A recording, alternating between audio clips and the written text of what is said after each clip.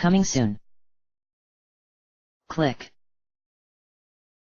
A dark and quiet room is flooded with faint light as a video monitor turns on to reveal the silhouette of a man.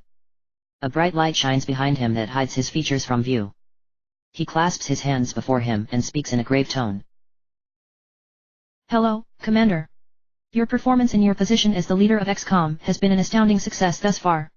The alien invaders are being matched and beaten by our forces at every turn with the help of unexpected allies. While the war continues, Earth has begun to recover, and it is thanks to your efforts. Scene opens to a video feed of armored human soldiers along with a Pegasus and Unicorn sprinting down the ramp of a Skyranger and into a massive parking lot where the burning wreck of an invader craft lies. Scene changes to a set of wooden double doors. The doors open to reveal a scarred Asian man wearing a black suit, earwig, and sunglasses. The man scans the room and noting the dozens of middle-aged men and women in formal wear before stepping aside to reveal a uniformed unicorn with a blue mane and white coat and an equally business-like expression.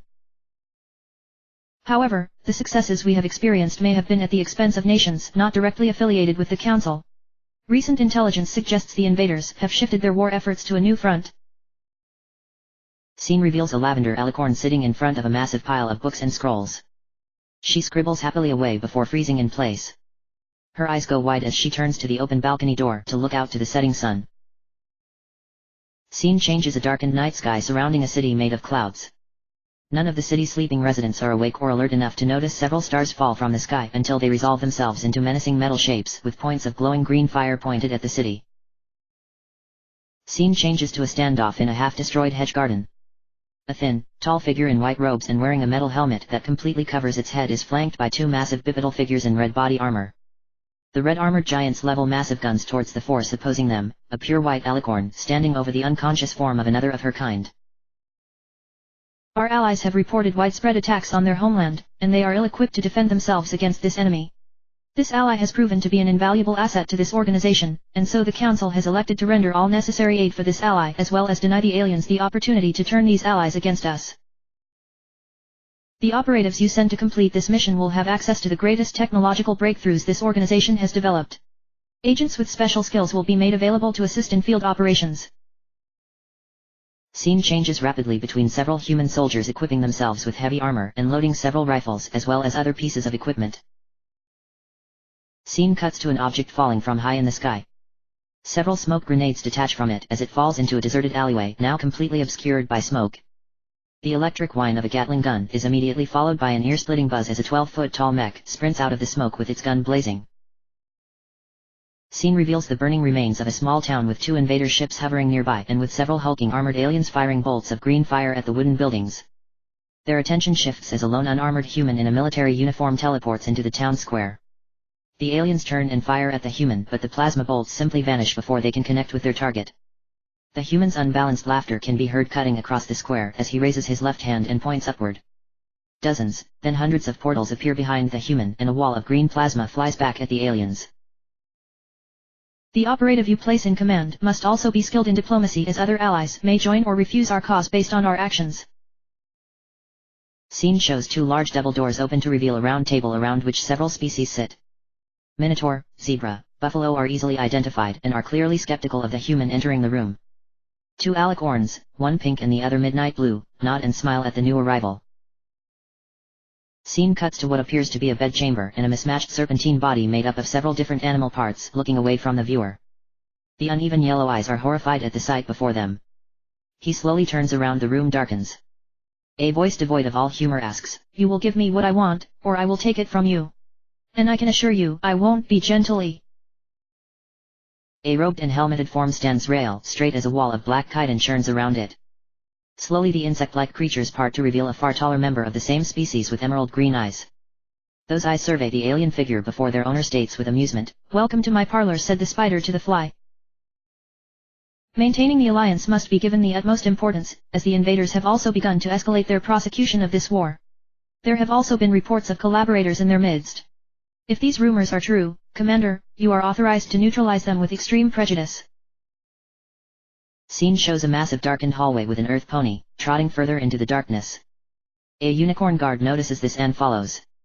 When it becomes apparent the earth pony is heading further and further into the darkness, the guard takes a deep breath to speak.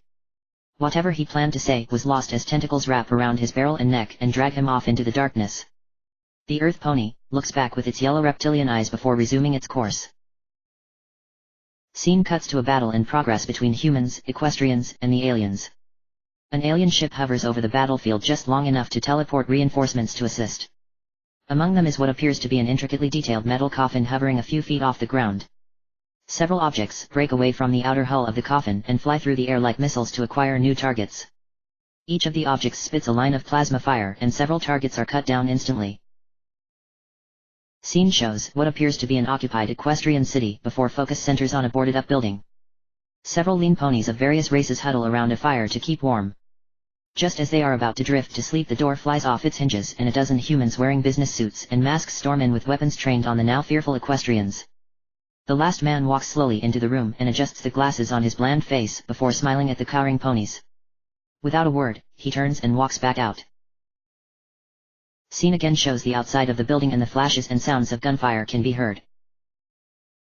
Your mission will have 3 primary objectives. 1. Ensure the survival of the ruling government of Equestria.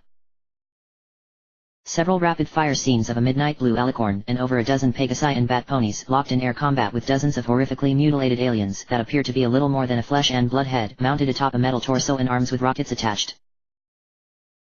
Several rapid-fire scenes of a pure white alicorn stepping towards a robed and helmeted alien. Warm, almost fiery energy comes off the alicorn, though with each step it is replaced with freezing cold that snap freezes the burning scene around her. In those split seconds the white alicorn transforms into an icy blue before snapping back. 2. Locate and eliminate the primary base of operations of the human traders working for the clandestine organization known as Exalt. Scene cuts to several humans wearing suits and ties setting up a hasty defensive line in front of a set of large wooden double doors. When the double doors crack and crumble, the humans begin to fire into the darkness, only for each one to be silenced by a shiny projectile flying too fast for the eye to track. When the last human falls, a tan-coated unicorn steps out from the darkness of the hallway and uses his telekinesis to extract a coin from one of the bodies before looking back down the hallway. Other shapes, both equestrian and human, begin flooding the now secure room. 3. Counter any and all possible alien operations, and if the opportunity presents itself, strike against their command structure to disrupt their forces. Final scene cuts to a cathedral-like chamber with a massive window looking out into a pitch-black starfield. At the far end of the room stands a gold-robed figure with an intricately detailed mask and helmet that turns to regard combined force of humans and equestrians. Your gifts are unparalleled and your forms are flawless. Your kind has the potential to overcome what lies ahead. The words echo around the cathedral chamber from no discernible source as the robed figure reaches upward with 4 arms. Come, children. Ascension awaits. Good luck, Commander. And remember, we will be watching. Ment Materia, coming 2014. End of chapter. End of book. This is a random audiobook appeared, signing off.